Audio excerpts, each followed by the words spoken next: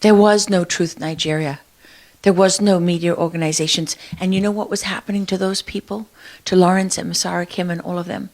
The journalists sitting in the big capital cities, the big cities and in the capital, who were taking the line from the government and didn't have the courage or the integrity or the professionalism or the character or the motivation to go to those frontline villages. They just bought the line from the government that it wasn't really happening, and they bought the line from the US State Department that this is nomadic tribesmen being forced to move from climate change. The Fulani are not really terrorists. Oh, the fact that they're Muslims got nothing to do with it. Because they're nomadic tribesmen, they're looking for other land. They're looking to go somewhere, you know, and that's forcing them to clash with the Christian villages. Nonsense. That's absolute nonsense. That is just an example to you of how climate has been used as a scam. I mean, it's not just fake, it's much worse than that. All of these systems that are being implemented that are so profoundly dishonest, they're systems of control. How do we control the people, control the information and the narrative, and then have that as cover to do whatever it is that we want to do, which, by the way, is to go into Christian villages and not only annihilate people. I mean, in one of the recent attacks that Truth Nigeria has reported on, putting women and children inside cages in the market and burning them alive. I mean, I was sitting down to a dinner in my hometown in Texas one Friday night years ago. My husband was with me. It was when we were trying to get the sound of freedom was being blocked because people didn't want child trafficking to be a conversation everyone was having. And we were doing our best to help get that movie put out.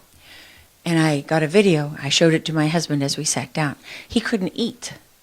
And it was a young 18-year-old, 17, 18-year-old girl from Nigeria who was pulled from one of the villages. And as they were slicing off her head, they were digging her baby out of her tummy. And she was well advanced in pregnancy.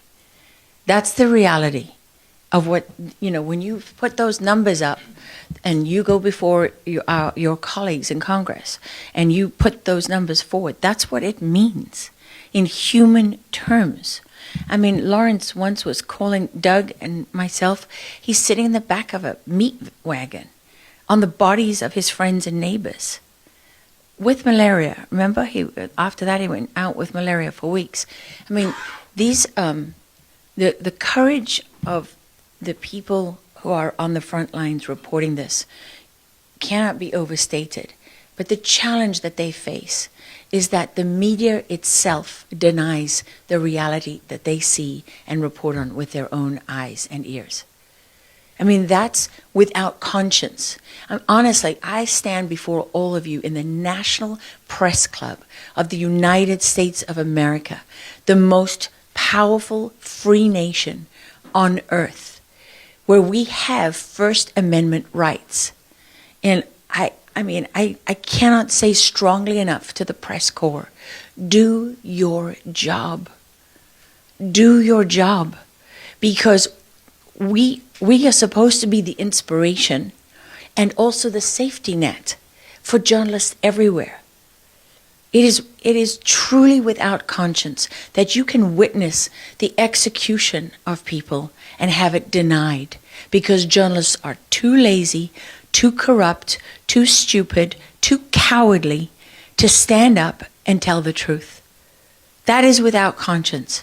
And, you know, we have to stop being afraid of what people will say to us. We have to stop allowing those who tell the truth to be punished and those who lie to be rewarded.